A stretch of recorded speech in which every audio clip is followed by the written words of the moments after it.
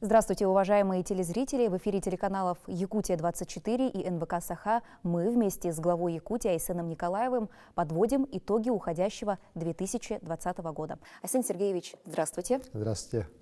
Ну что ж, 2020 год прошел под знаком COVID-19. Весь мир сейчас борется с распространением новой коронавирусной инфекции. Вводятся ограничительные меры, началась вакцинация. На ваш взгляд, как Якутия справляется с коронавирусом и когда начнется массовая вакцинация якутян?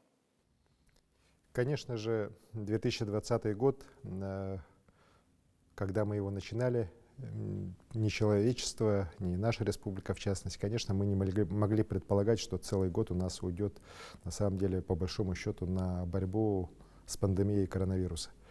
Безусловно, огромные средства были потрачены и человеческие, и материальные, но самое страшное, что миллионы людей в мире погибли, у нас сотни человек ушли из жизни. И, конечно же, коронавирус, он, к сожалению, пока еще не побежден ни в мире, ни у нас. Хотя, если говорить конкретно о ситуации на сегодня, мы видим, четко видим, что вторая волна пандемии коронавируса в Якутии, она уже точно пройдена. Мы сейчас идем на спад. У нас значительно в разы сократилось количество тяжелых больных. Мы видим значительное увеличение свободных коек. Более того, мы сейчас уже сократили порядка 800 коек из того фонда в 3100 коек, которые были развернуты в рамках борьбы с ковидом. Но, конечно, успокаиваться нельзя. Все эпидемиологи предсказывают, что в феврале-марте возможна третья волна и в мире, и, значит, и у нас в республике. К этому мы должны быть готовы. Соответственно, те немногие ограничительные меры, которые у нас остались, конечно же, их надо еще соблюдать. Это и масочный режим, социальное дистанцирование, определенные ограничения в работе общепита. Но вместе с тем я считаю, что это, конечно же, уже не те серьезные ограничительные меры, которые у нас были весной, летом, в начале осени. При этом хочу сказать, что вакцинация, она у нас идет по плану. Сегодня в республику уже поступило 800 вакцин, доз вакцины по COVID-19 «Спутник» института Гамалеи. Так. И сейчас еще поступило 1200 доз, это значит 600 будет у нас человек привито еще прививкой от вектора. Соответственно, у нас уже 1400 человек. В первую очередь это врачи, медики и работники Роспотребнадзора, то есть те, кто непосредственно занят на борьбе с ковидом, они ее уже получают и получат в ближайшие недели. Начиная с января мы также ожидаем дальнейшего наращивания поставок вакцины и от института Гамалеи, и от вектора. И я очень надеюсь, что уже к концу первого квартала у нас достаточно большой уже слой населения, в первую очередь, еще раз говорю, тех, кто непосредственно занят на борьбе с коронавирусом, они уже смогут быть привиты. Ну и, конечно же, мы сможем уже начать более широкую вакцинацию, в том числе уже и других профессий, в том числе учителей, в том числе те органы правоохранительные, ну то есть те, кто наиболее больше всего контактирует уже с людьми. Поэтому эта работа будет идти. Ну и, конечно, отрадно то, что сейчас уже разрешено, и мы надеемся, у нас в республике это тоже начнется, что смогут вакцинироваться и лица уже пожилого возраста. Это очень важно, потому что, к сожалению, эта болезнь, она больше всех бьет именно по лицам пожилого возраста. Айсен Сергеевич, 2021 год вы объявили годом здоровья. Какие мероприятия должны пройти в его рамках? Год здоровья я объявил, исходя из того, что, конечно же, этот год, проходящий год, 2020 год, он показал, что для нас, для всех, конечно же, здоровье — это самое, наверное, важное, что у нас есть, так и забота о здоровье человека, о здоровье якутянина. Это самое главное, наверное, на сегодняшний день задача властей всех уровней, да и задача в целом общества. И поэтому у нас объявлена новая такая программа «Здоровый якутянин, здоровая Якутия». В рамках нее мы, конечно же, будем в первую очередь заниматься нашим здравоохранением, потому что, с одной стороны, мы бесконечно благодарны нашим медикам за их самоотверженную работу, за то, что благодаря их усилиям каждый день спасаются жизни людей, они на самом деле герои. Вот. Вместе с тем пандемия обнажила и ряд таких проблем, серьезных проблем, которые требуют достаточно радикальных изменений по ряду направлений. В первую очередь я считаю, что наше здравоохранение должно быть человекоориентировано. Человекоцентричность — это должна быть основа основ нашего здравоохранения. Конечно же, наше здравоохранение должно серьезно учитывать нашу региональную специфику. Я настаиваю на том, чтобы вот разрыв между медициной и медицинской наукой, который сегодня у нас очень четко тоже проявился, должен быть преодолен. Не может наука существовать вне нашего здравоохранения, и наше здравоохранение, опять же, без новейших достижений науки, без их использования уже в практической работе тоже не может существовать. Конечно же, 2021 год это будет годом начала реализации программы модернизации первичного звена здравоохранения, то есть районного уровня, который у нас начинается благодаря решениям президента страны Владимира Владимировича Путина. Республика Саха получит в ближайшие годы порядка 13 миллиардов рублей, из них 12 с лишним из федерального бюджета. Огромные суммы, но мы должны понимать, что они в первую очередь должны быть направлены именно на первичное звено. То есть это районный уровень, это сельский уровень, это, соответственно, строительство, в первую очередь, наших крупных районных больниц. Уже в следующем году многие проекты, которые много лет обсуждаются, но никак не могли быть начаты в силу разных объективных, субъективных причин, наконец-то начнутся. Это строительство районных больниц в Чурапче, Усть-Мае, в Хану, продолжение долгостроя в Вилюйске, так, в Итыкёле начнется строительство больницы. И таких у нас крупных больниц в районах республики должно быть построено 12 в ближайшие годы. Тоже прорыв для районного звена очевиден. Причем они будут все оснащаться уже современным медицинским оборудованием, начиная от УЗИ, заканчивая уже серьезными компьютерными томографами, чего раньше не было. По Якутску главная задача следующего года — это достроить кардиологический диспансер республиканский, продолжить активно строительство онкологического диспансера. Ну и я очень надеюсь, что правительство республики сможет отработать с федеральным правительством, с федеральным Минздравом выделение средств, и у нас начнется строительство республиканского инфекционного стационара. Потому что, опять же, вот этот ковид показал, что отсутствие современного здания именно специализированной инфекционной больницы здесь, в Якутске, оно тоже очень имеет серьезную роль в эффективном лечении тех или иных таких болезней. Мы же не исключаем того, что вот сегодня ковид победим, а через год опять не появится какое-то очередное поветрие и какая-то болезнь, которая тоже будет иметь такие же масштабы. Конечно, бы этого не хотелось, но мы должны быть к этому готовы, и инфекционный стационар республиканский здесь в городе должен быть открыт.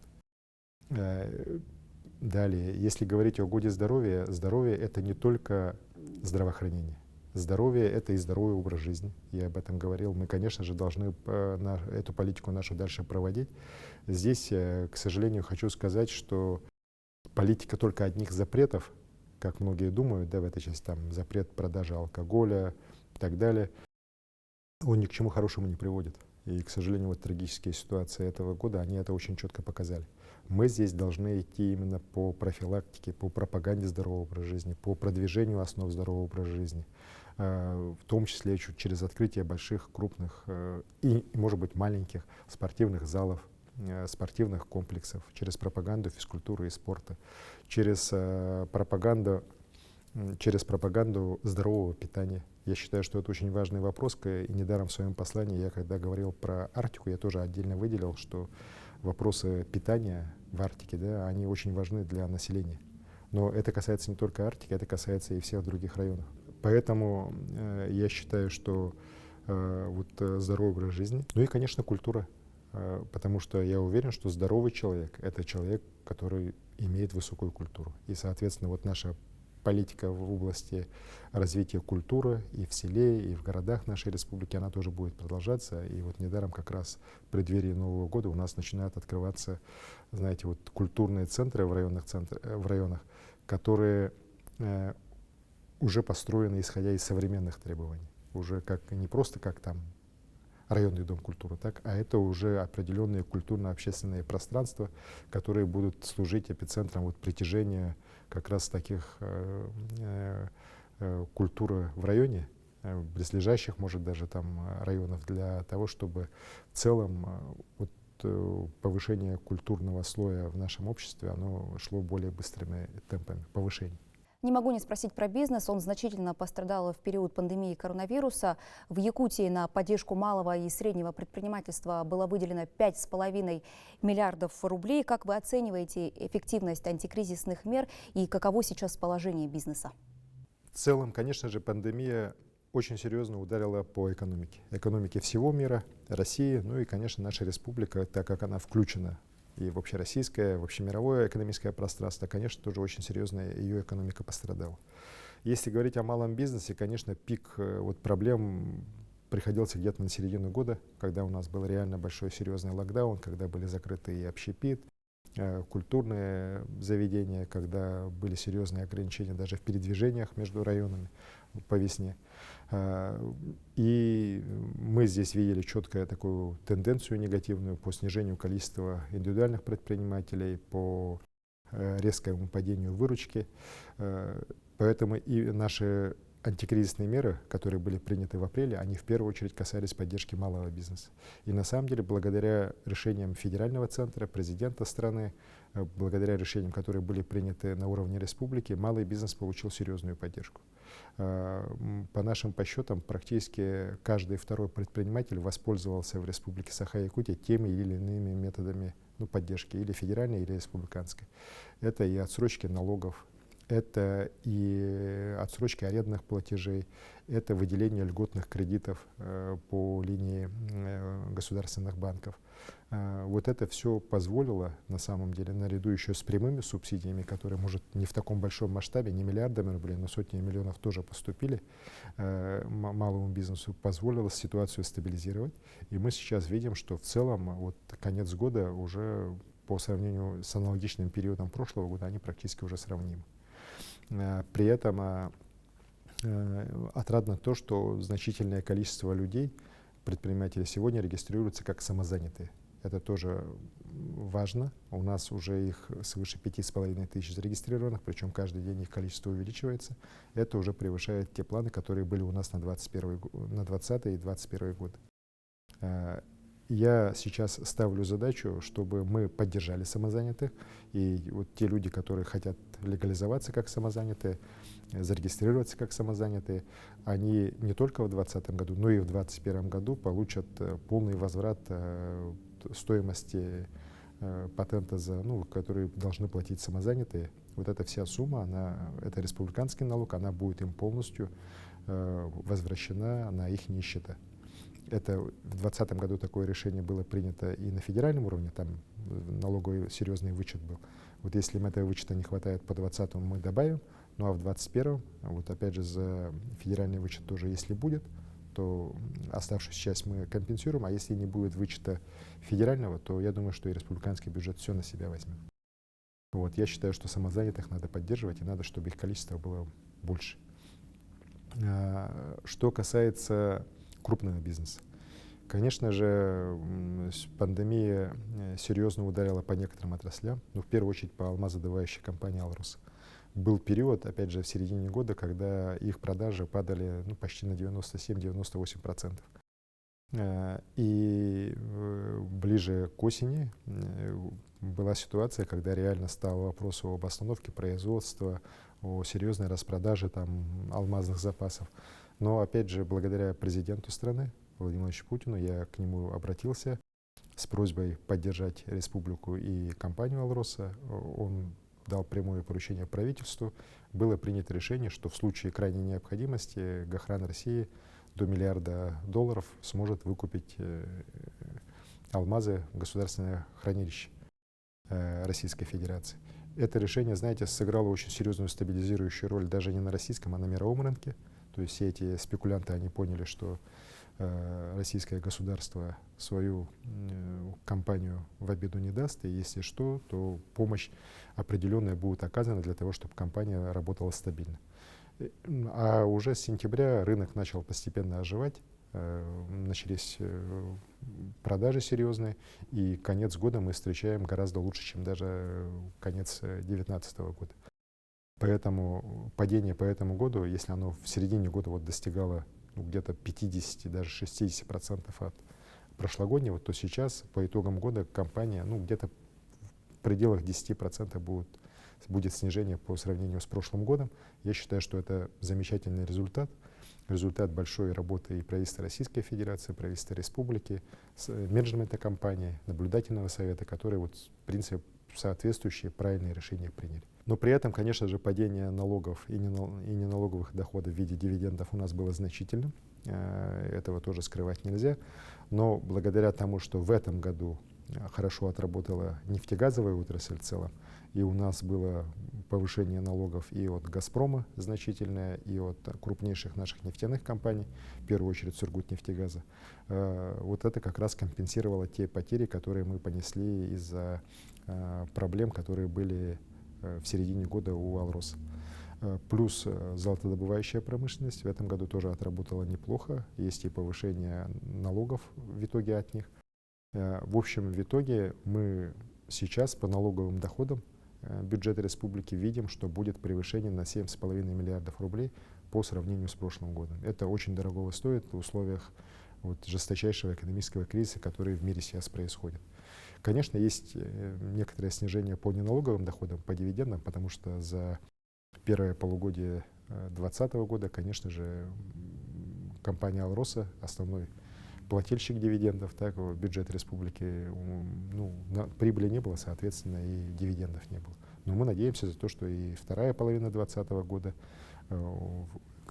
те дивиденды, которые будут выплачены в бюджет республики уже в 2021 году, они будут значительно выше, чем мы предполагаем. Развитие Арктики – одна из ключевых тем в российской повестке. Напомним нашим телезрителям, что в этом году вы подписали важный документ «Стратегия развития арктической зоны Якутии до 2035 года», а в октябре была принята «Стратегия развития арктической зоны России». Как эти документы должны повлиять на жизнь людей в Арктике? Арктика — это важнейшая часть нашей республики. Это более половины нашей территории. Так? И, конечно же, от ее развития в будущем будет зависеть развитие не только, наверное, даже Якутии, а может и всей России. И, конечно же, к сожалению огромному, то отставание в социально-экономическом развитии, которое наблюдалось в Арктике после развала Советского Союза в течение практически 30 лет, оно имеет сегодня, конечно, очень негативные последствия. Это и значительнейшее сокращение населения, это полное отсутствие современной социальной инфраструктуры, это отсутствие промышленности в Арктике. Мы говорим о природных богатствах Арктики, но если посмотреть, то сегодня в Арктике реально работает крайне незначительное количество добывающих компаний, в первую очередь алмазодобывающая компания «Алмаза Анабара», ну и ряд компаний, которые золото добывают, из более-менее крупных могу назвать Арктик Капитал. Все остальные отрасли находятся практически в зачаточном состоянии, в кризисном состоянии. И это все надо сейчас, пользуясь теми документами стратегического планирования, которые приняты на уровне страны, все поднимать, все развивать. И нам удалось достаточно много уже сделать. Мы видим, как начинает подтягиваться и строиться социальная инфраструктура в ряде районов. Открываются новые объекты, школы, больницы сейчас построены у нас в Батагае, мы уже в начале 2021 года откроем. Строятся школы, дома культуры очень красивые у нас за последние годы введены и в Анабарском районе, в Оленёкском районе. В следующем году этнокультурный комплекс будет сдан в Жиганском районе. Сейчас заканчивается строительство таких крупных культурно-спортивных комплексов. В Зырянке строится и завершается спорткомплекс в Среднеколымске. Но здесь работа непочатый край. Мы будем и дальше этим очень серьезно заниматься. Конечно же, важнейший вопрос — это строительство жилья в Арктике. Опять же, после развала Советского Союза многоквартирного жилья нового в Арктике практически не строилось. И сейчас в рамках переселения граждан из аварийного жилого фонда мы только начинаем этот процесс. Крайне непростой, потому что строительная отрасль в Арктике сегодня отсутствует. Ее вообще там нет практически. И здесь большая задача стоит перед правительством организовать эту отрасль. Это и нахождение местных предприятий, это и переброска определенных сил республиканских предприятий из Якутска туда, в Арктику, для строительства этих объектов. Важная задача государственная, но я уверен, что мы ее выполним. И, конечно же, очень хорошо, на мой взгляд, то, что мы во главу угла наших стратегических документов поставили такой, знаете, постулат о том, что в первую очередь развитие Арктики должно ощущаться для тех людей, которые там непосредственно живут, чтобы их жизнь в первую очередь стала лучше, чтобы люди там жили богаче, люди жили счастливее. И вот с этой точки зрения все решения нами принимаются. Конечно, проблем, еще раз говорю, очень много. Вот та же проблема обеспечения продовольствия, достойным продовольствием, она требует серьезного переосмысления и серьезного изменения подходов и правительства, и в целом бизнеса к этому вопросу. Потому что сегодня госзаказ, который на 100% исполняется, без всяких сбоев, чтобы там не говорили так, он обеспечивает всего лишь немногим более 10% потребностей района. Остальные 90% сегодня обеспечиваются за счет бизнеса. Вот. Но опять же, бизнес несет колоссальные издержки на севере за счет транспортных расходов в первую очередь, за счет крайне сложной логистики доставки грузов туда. И задача правительства правильным образом помочь бизнесу выстроить эту логистику, в том числе через строительство торгово-логистических центров во всех, без исключения, арктических районах. Уверен, что эти задачи тоже будут выполнены, и реально в ближайшие годы жители Арктики уже почувствуют, на себе почувствуют то, что их жизнь улучшается. Вот это главная наша задача в Арктике, чтобы те люди, которые там живут, и коренные малочисленные народы Севера, и те, кто там уже многие поколения живут, и русские, и якуты, другие национальности, они реально почувствовали улучшение жизни именно у себя. Как продвигается вопрос строительства Ленского моста? Недавно появилась новость, что Сбербанк профинансирует строительство этого важного объекта. Строительство Ленского моста, оно идет строго по графику, который был нами утвержден в начале года. Сегодня мы видим, как реализуются наши планы. И я уверен, что 2021 год это будет год, когда реально Ленский мост начнет строиться.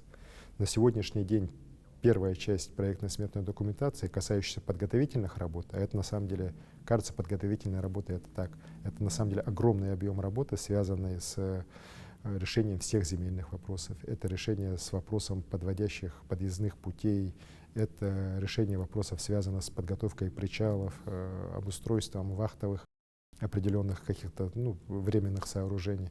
Он уже готов, он сегодня находится в федеральной госэкспертизе. Сейчас уже идет работа реально над непосредственно самим мостовым переходом. Проект делает крупнейший проектный институт страны из Санкт-Петербурга, который как раз проектировал в том числе Крымский мост. Вот после последних событий, которые произошли на острове Русский с мостом, тоже эти все нюансы сейчас учитываются в проекте.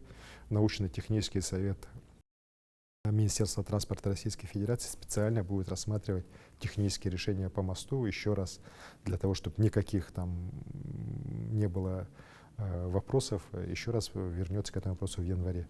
То есть, еще раз говорю, там лучшие ученые, лучшие эксперты страны, связанные с мостостроением, сейчас четко работают именно по проекту нашего моста. Я уверен, что все решения технические, они будут безупречны. И реально многим кажется, что это, что такое, мост построим, да. Это уникальный мост. Нигде в мире в таких условиях таких больших мостов не строилось. Поэтому эта задача на самом деле такого мирового уровня, и к нему сегодня могу уже сказать, что и ряд очень крупных иностранных компаний привлекаются по выбору тех или иных технологий строительства моста. Непосредственно крупнейшие, еще раз говорю, российские компании участвуют в этом вопросе.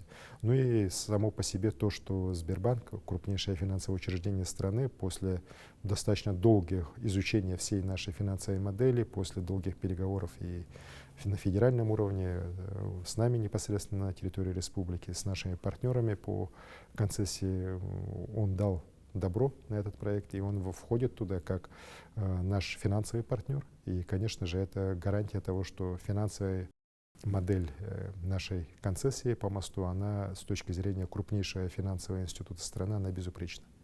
Вот. И сейчас уже и межведомственная комиссия Министерства транспорта Российской Федерации, куда входят представители всех министерств правительства, крупнейшие, ну, которые задействованы в транспортной отрасли, в том числе и финансово-экономический блок, и строительный, они дали добро на включение уже нашего объекта Ленского моста на финансирование из федерального бюджета. Другой вопрос, конечно же, что всегда остаются вопросы у финансистов, в том числе вот из Минфина, а давайте мы там сэкономим, а давайте мы там прибавим на какие-то другие вот задачи для других партнеров. Ну, это такой рабочий момент. Уверен, что уже в первом квартале мы окончательные все согласования проведем, вот, и уже будем идти строго, опять же, по графику. Еще раз говорю, мы по графику идем вообще без никаких отставаний, даже с некоторым превышением. Тем более задача поставлена перед нами зампредом правительства Российской Федерации, который курирует вот стройку Марат Шахерзяновичем Хустулиным, что мост мы должны построить уже до конца 2024 года. Еще одна важная тема для нашего региона – это лесные пожары. В этом году хоть и было больше лесных пожаров, но площадь, пройденная огнем, оказалась значительно меньше. Насколько был сложным этот пожароопасный сезон? Нынешний пожароопасный сезон был сложнейшим. Я с вами не соглашусь. На самом деле площадь, пройденная лесными пожарами, в этом году она превышает прошлогодние показатели. Вот. У нас пожароопасный сезон продолжался как никогда долго. Мы помним, как у нас горели здесь еще леса, луга, вот сено сгорело еще в самом конце сентября. Никогда раньше такого не было. Вот те изменения климата, которые идут в целом на планете, они, конечно, и Якутию не могли обойти стороной. И вот как раз мы видим сейчас оборотную сторону вот этого потепления, да, чем она негативно выражается для Якутии. Тем, что у нас вот и в прошлом году, в этом году очень сильно горят северные нашей территории и северо-восток.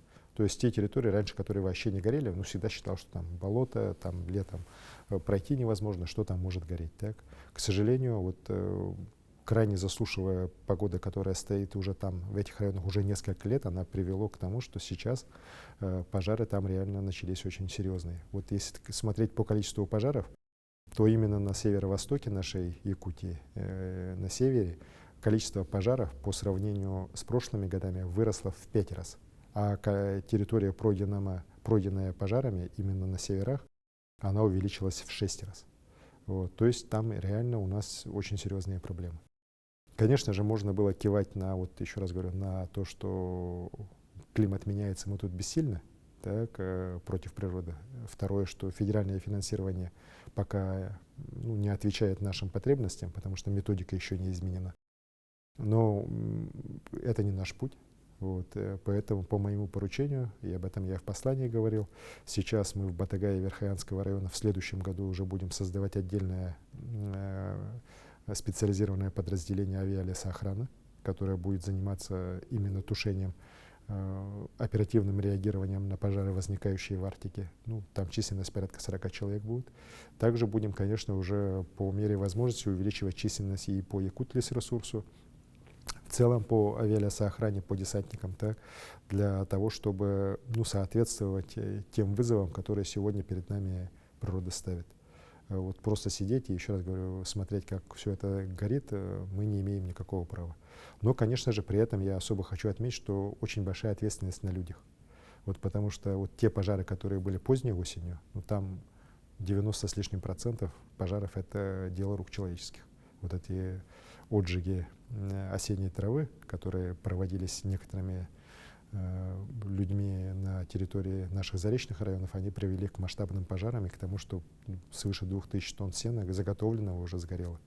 Вот, это, конечно, недопустимо. И в дальнейшем уверен, что люди будут очень ответственно относиться и к отжигам травы, да и вообще к поведению в лесах. Надо нам понимать, что, еще раз говорю, в условиях изменения климата то, что можно было делать еще 10 лет назад, так, в тех же северных районах оставлять там непотушенные костры с уверенностью, что это само потухнет, так сейчас уже нельзя.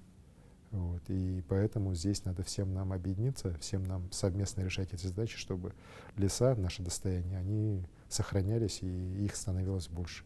В этом году было построено и отремонтировано почти 550 километров дорог и введено 13 мостовых переходов. Но, к сожалению, некоторые подрядчики, как и в предыдущие годы, не уложились в сроки. Будут ли перезаключать с ними контракты в будущем году? И как в целом вы оцениваете дорожные работы в Якутии? В этом году, конечно же, в Якутии сделано беспрецедентно большое количество дорог. И федеральных, и региональных, муниципальных.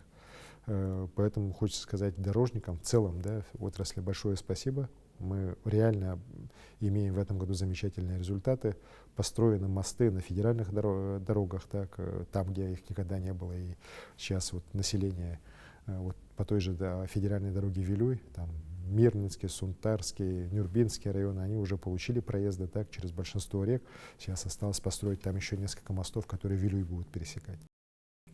Очень отрадно, что большой объем работ сделан на региональных дорогах. Мы закончили долгострой, который стал притчей во языцах.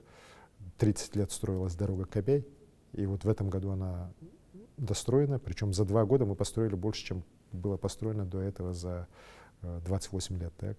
И в результате этого сегодня мы имеем проезд от Кобяй до Якутска за несколько часов. А раньше эта дорога там занимала несколько суток порой, так, ну, в распутицу. Конечно же, это повышение качества жизни для нашего района, который, находясь в самом центре Якутии, ну, все эти годы, десятилетия был лишен круглогодичного транспортного сообщения с другой частью Якутии. По Якутску я скажу, что в целом задачи все выполнены, но, как вы правильно отметили, нерадивость некоторых подрядчиков привела к тому, что сроки работ были достаточно серьезно продлены, скажем так, и вот фотографии асфальта, укладываемого в снег, они, конечно, стали, опять же, достоянием интернета. Да, достоянием интернета, притчей во языцах. Уверен, что городская администрация выводы сделает. Мы с мэром на эту тему неоднократно говорили, и уже таких ошибок больше не будет. Более того, я по Якутску дал поручение на следующий год, чтобы мы резко увеличили объемы строительства. Все-таки вот 25 километров — это хорошо, это отлично, но при тех возможностях, которые у нас сегодня есть по финансированию, так, и с учетом того, что все-таки дорожники за эти годы в республике появились, которые нормально работают, могут быстро и эффективно строить, и с учетом того, что у нас качество улиц в Якутске, особенности вот в пригородах и в окраинах, оставляет желать лучшего, да, с учетом того, что в центральной части все-таки за последние 8 лет большое количество дорог сделано, все-таки упор делать надо сейчас на пригороды, окраины. И я дал поручение вместо 25 километров на следующий год порядка 45, может даже больше километров улиц сделать. Вот мы, конечно, с финансированием поможем городу, но главное сейчас, чтобы подрядчики вышли вовремя на работу и вовремя работы были проведены. Уверен, что совместными усилиями у нас это все получится. Ну и, конечно, следующий год — это год начала реконструкции главной улицы Якутска, проспекта Ленина. Он будет реконструироваться в течение 2 с лишним лет, так, но уверен, что в итоге мы получим обновленный проспект. И я еще поставил задачу перед правительством, чтобы и площадь Ленина все-таки тоже была уже под реконструкцию взята, и мы получили, на самом деле, украшение нашей столицы. Перейдем к теме переселения граждан из аварийного и ветхого жилья. По плану до 2025 года ключи от новых квартир должны получить 62 тысячи якутян. А каких показателей удалось достичь в этом году? Все планы 2020 года полностью выполнены. У нас 43 многоквартирных дома построено. Порядка чуть менее 6 тысяч человек, они получают, большинство в эти дни, ключи от новых квартир. Я вот был недавно в мае, там сразу 3 многоквартирных дома в один день сдали. В других районах каждый день поступают сводки, мы видим, как люди радостно получают ключи. Это, конечно, огромное счастье. Я прекрасно знаю, из каких страшных, на самом деле, условий люди переезжают в эти дома. И, конечно, их счастье — это вот реально, наверное, представить очень трудно, так, тем, кто не бывал в аварийных домах. И эта программа у нас будет продолжаться. Это одна из тех программ, которые находятся у меня на постоянном контроле.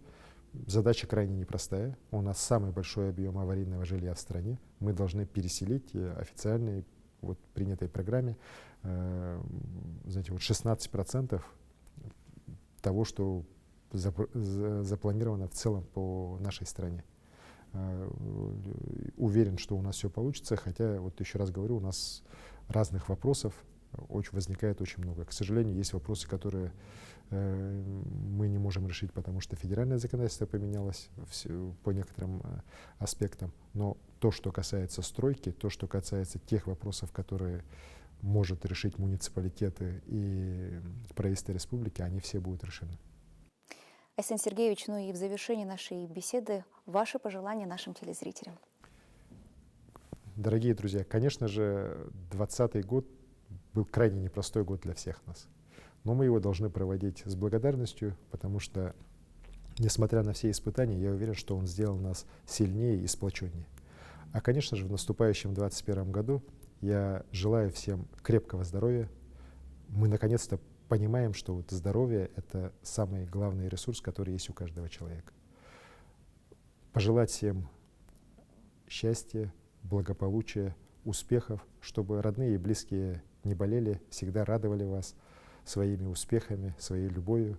Ну и чтобы и у нашей Якутии, и у нашей страны, Великой России, все получалось, чтобы развитие, которое у нас идет в Якутии, реально помогало улучшению качества жизни каждого якутянина. Счастья, добра и благополучия вам. Саңа хамаджолна. Большое спасибо.